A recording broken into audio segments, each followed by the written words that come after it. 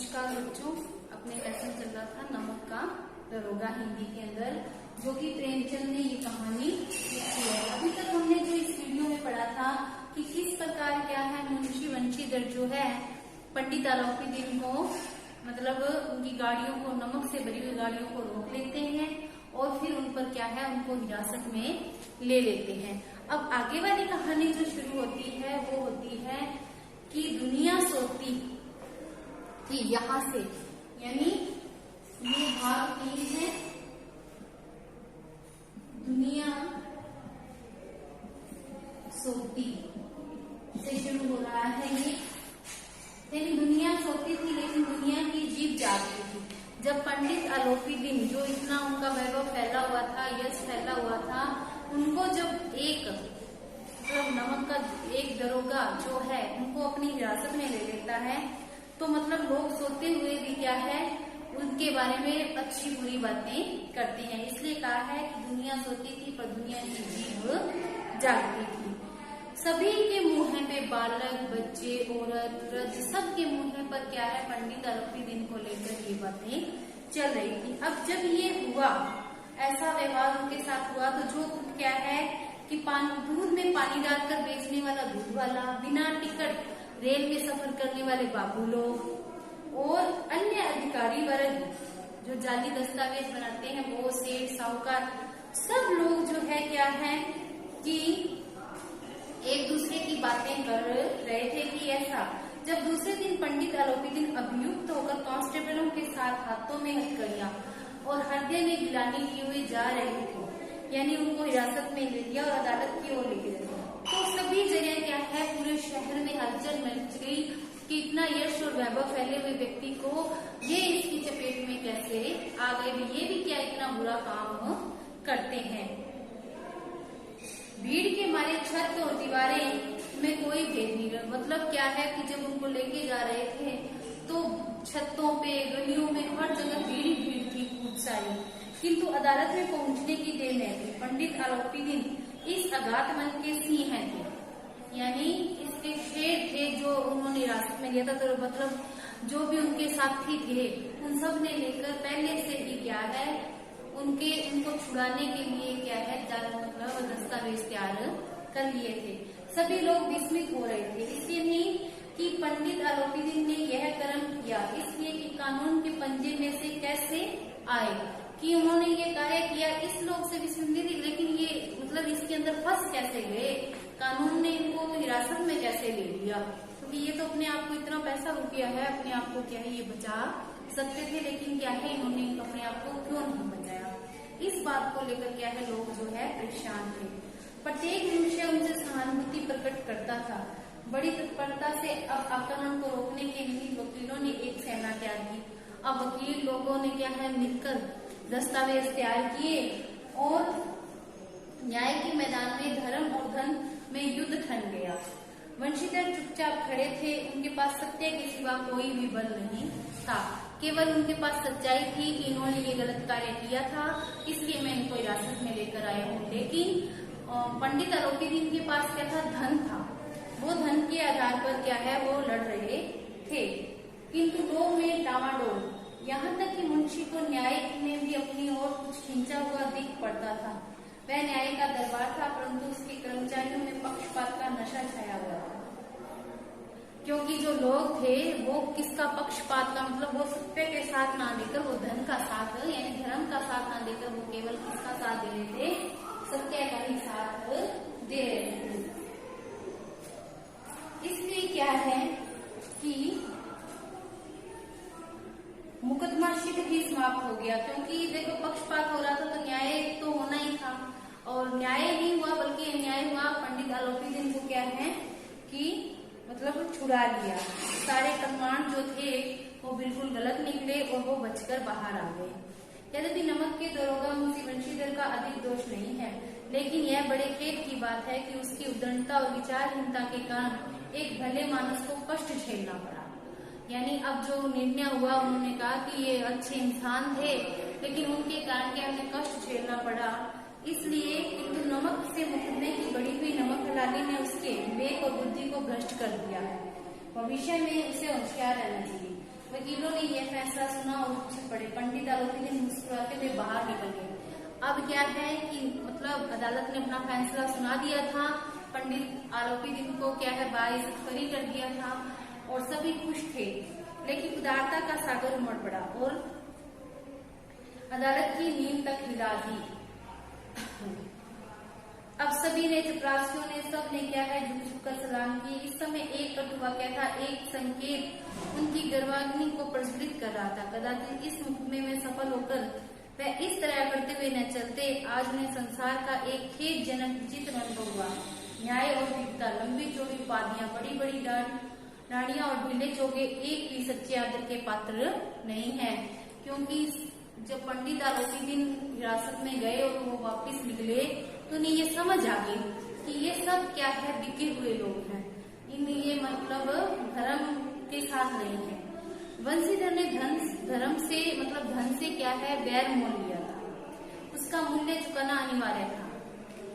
अब हमारा एक क्वेश्चन ये बन जाएगा कि पंडित आरोपी दिन अदालत से बाहर कैसे आए। पंडित आरोपी दिन अदालत से बाहर कैसे, यानी धन के द्वारा उन्होंने क्या है अपनी जमानत करवा ली थी और वो बाहर आ गए थे। अब क्या है कि देखो, अब एक सप्ताह बीता होगा कि उनका परवाना आया, कार्यप्राणता का दंड मिला, बेचारे भगत हृदय शोक और खेत में घर चले गए। अब उनको उस पद से क्या है, दरोगा पद से क्या है, वंशीधर को क्या है हटा दिया गया था और वे चलते इस लड़के को समझाया था, एक न सुनी। अब घर चले गए तो पिता जो है वो उनपे गुस्सा हुआ कि इनको समझाया भी था कि तुम वेतन के अलावा क्या है चढ़ चादर और चढ़ावे पे ध्यान देना, यानी रिश्वत की ओर, ये नहीं माना। बुढ़ापे में भगत बनकर बैठे, बस वहाँ बस वही सुखी तनख्वाह, हमने भी तो नौकरी की है, कोई ओहदेदार नहीं थी लेकिन काम किया, दिल खोल कर किया। आप ईमानदार बनने चले, घर में चाहे अंधेरा हो, मस्जिद में अवश्य दिया जलाएंगे। खेत ऐसी समझ पर पढ़ना लिखना और एकार था। इसके थोड़े ही दिनों बाद जब मुंशी पूर्वावस्था पर घर पहुंचे तो बूढ़े पिताजी ने सुना और सिर पीट लिया, बोले जी चाहता है, यानी वही बात हो गई जब मतलब सारा कुछ खत्म हो गया और बाद में जब घर आए, क्योंकि वो नौकरी से इस्तीफा लेकर आ गए थे, तो पिताजी भी क्या है बहुत ही क्रोध करने लगे इन पर कि ये क्या है कि जो मैंने मतलब कहीं तीर्थ यात्रा करने की या कोई इधर उधर मतलब कोई सामान लाने की, कोई पूजा पाठ कराने के जो विचार किए थे वो सब क्या है अब मिट्टी में मिल गए हैं। अचानक क्या है कि मतलब शाम का समय था और पिताजी जो है क्या है माला जप रहे थे और रथ पर रुका और गुलाबी पर्दे बच्ची बैलों की जोड़ी, उनकी गर्दनों में नीले धागे, सींग, मतलब पूरा वर्णन किया है कि किस प्रकार क्या है रल्लो चप्पो से बातें करने लगे। हमारा भाग्य उदय हुआ, आपके चरण क्या है कि अचानक जब पंडित आरोपी दिन वंशीधर के घर पे आए तो उनके पिताजी भी उनसे बढ़ चढ़कर क्या है बातें करने लगे कि हमारा भाग्य है, आप हमारे घर आए हो, ऐसे वैसे 100 तरह की उन्होंने क्या उनसे बातें की। इसी प्रकार क्या है धीरे धीरे क्या है कि आरोपी दिन ने कहा, नहीं भाई साहब ऐसा न कहिए। मुंशी ने चकित होता कहा, ऐसे संतान और क्या कहूँ, यानी उसके पिता ने आरोपी दिन के आगे क्या है अपने ही बेटे की बुराई की, वंशीधर के पिता ने, कि मुझे ऐसा बेटा मिला जो उनकी ना समझ बातें की है और आपको क्या है जेल में या अदालत में ले गया। धर्मपरायण मनुष्य जो अपने धर्म में सब कुछ अर्पण कर सके। लेकिन पंडित आरोपी दिन को जो है वंशीधर की बात अच्छी लगी थी। दूसरा क्वेश्चन ये बन जाएगा कि अदालत के फैसले के बाद वंशीधर के साथ क्या हुआ। अदालत के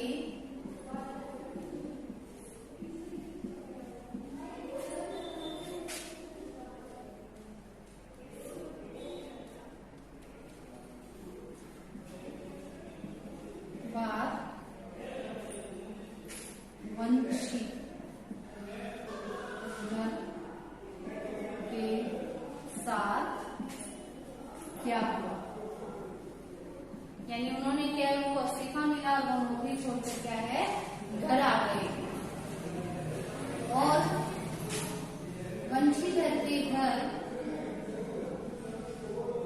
पर कौन आए और उन्होंने क्या कहा।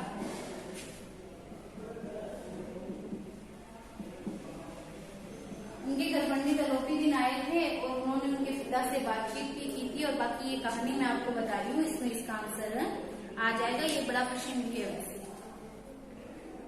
उठाने की जरूरत नहीं थी। उस रात आपने अपने अधिकार बल से मुझे अपनी हिरासत में लिया, किंतु आज मैं स्वेच्छा से आपकी हिरासत में हूँ। यानी कि पंडित जो आरोपी दिन थे उन्होंने कहा कि मैं सब इच्छा से आज आपके घर आया हूँ। उस दिन तो आप मुझे जबरदस्ती लेके गए थे, लेकिन आज मैं अपनी इच्छा से आपके घर आया हूँ। इसमें क्या है, किंतु मुझे परास्त किया तो आपने, मैंने सबको अपना और अपने धन का गुलाम बनाकर छोड़ दिया था।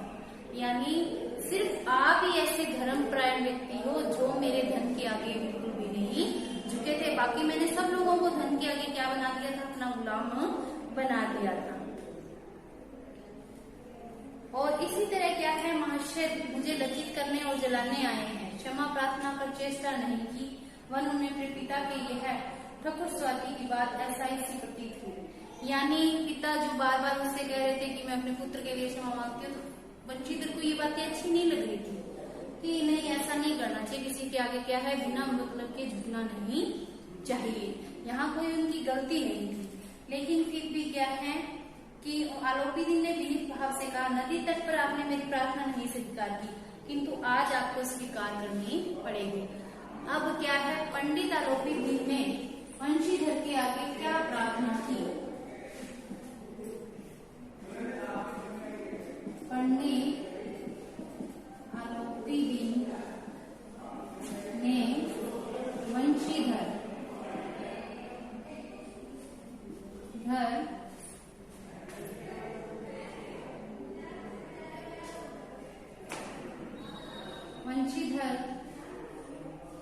से क्या प्रार्थना, यानी एक तो उन्होंने वहां प्रार्थना की थी जहां पर उन्होंने गाड़ियां रोकी थी कि आप इतने रुपए ले लो और मेरी गाड़ियों को जाने दो। अब वंशीधर बोले कि मैं किस हो गया हूँ, किंतु जो कुछ सेवा मुझसे हो सकती है उसमें त्रुटि नहीं होगी। यानी आप जो भी कार्य मुझे दोगे उस कार्य को मैं सही तरीके से करूंगा, उसमें कोई भी त्रुटि नहीं होगी। आलोपी दिन ने एक स्टाफ लगा हुआ पत्र निकाला और उसे वंशीधर के सामने रख बोले, इस पद को स्वीकार कीजिए और अपने हस्ताक्षर कर दीजिए। मैं ब्राह्मण हूँ, जब तक यह सवाल पूरा न कीजिएगा द्वार से न हटूंगा। यानी पंडित आलोपी दिन जो थे ब्राह्मण थे कि आप अगर ये मेरी बात नहीं मानोगे तब तक क्या है मैं आपके ही यहाँ पर रुका रहूंगा और आपकी कोई बात पूरी मतलब छोड़कर आपकी बात को नहीं जाऊंगा। मैं आपको अपनी सारी जायदाद का स्थायी मैनेजर नियत किया था। 6000 वार्षिक वेतन के अतिरिक्त रोजाना खर्च, अलग सवारी के लिए घोड़े, रहने को बंगला, नौकर चाकर मुफ्त। कंपनी सवर में पंडित जी बोले, मुझसे इतनी सामर्थ्य नहीं कि आपकी उदारता की प्रशंसा कर सकूं, किंतु मैं सच्चे पद के योग्य नहीं हूँ। आलोपी दिन ने हंसकर बोले, मुझे इस समय एक अयोग्य मनुष्य की ही जरूरत है। वंशीधर ने गंभीर भाव से कहा, यूं मैं आपका दास हूँ, आप जैसे कीर्तिमान सज्जन पुरुष की सेवा करने के लिए मेरा सौभाग्य की बात है, किंतु मुझे न विद्या है, न बुद्धि है, न स्वभाव जो इन त्रुटियों की पूर्ति कर देता। ऐसे महान कार्य के लिए एक बड़े मर्मज्ञ मनुष्य की जरूरत है। आलोपी दिन ने कमलदान में कलम निकाली और उसे वंशीधर के हाथ में देकर बोले, मुझे विद्या की चाह है न अनुभव की, मैं मर्मज्ञता की न कार्य कुशलता की। इन गुणों के महत्व का परिचय खूब पा चुका हूँ कि आपके अंदर जो गुण है उसका परिचय मुझे है, इसलिए आप मेरी सारे जायदाद के स्थायी मैनेजर नियुक्त हैं। आपको मासिक वेतन मिलेगा 6000 रुपए, रहने खाने का खर्च मिलेगा, बंगला मिलेगा, नौकर चाकर मिलेंगे, ये सब मिलेंगे। तो क्या है कि इस सौभाग्य अवसर से मुझे न मोती दे दिया है कि मैं इस अवसर में आपने मुझे हिरासत में आए, मैं आपकी हिरासत में आया तो एक अच्छा मोती मुझे मिल गया धर्म के रूप में, जो क्या है परमात्मा से यही प्रार्थना कि आप सदैव वही नदी किनारे वाले बेमुहूर्त दंड कठोर परंतु धर्मनिष्ठ दरोगा बनाए रखे। वंशीधर की आंखें डबडबाई, हृदय के संकुचित पात्र में इतना एहसान न समा सका कि एक बार भी फिर पंडित जी की भक्ति और श्रद्धा की दृष्टि से देखा और कांपते हुए हाथ में मनेजरी की कागज पर हस्ताक्षर कर दिया। आलोपी दिन ने प्रफुल्लित होकर उन्हें गले लगा लिया। यानी पंडित आलोपी दिन ने मुंशी वंशीधर को जो है दरोगा थे वो पद छोड़कर आए थे, उन्हें अपनी सारी जायदाद का मैनेजर जो है नियुक्त कर दिया था। और उन्होंने ये भी कहा कि मुझे इस रूप में एक सच्चा मोती मिल गया है, बिल्कुल ईमानदार कर्तव्यनिष्ठ, जिसका मुझे चाह था, वरना मैंने लोगों को क्या है धन के नीचे धन देकर अपना गुलाम बना लिया था। एक तुम ही हो जो सच्चे इंसान हो, जो मेरे धन के वैभव के नीचे बिल्कुल भी नहीं दबे हो। इस प्रकार से ये लेसन हमारा पूरा हो गया है। हम अब अगली वीडियो में अगला लेसन पढ़ेंगे। धन्यवाद। जय हिंद, जय भारत।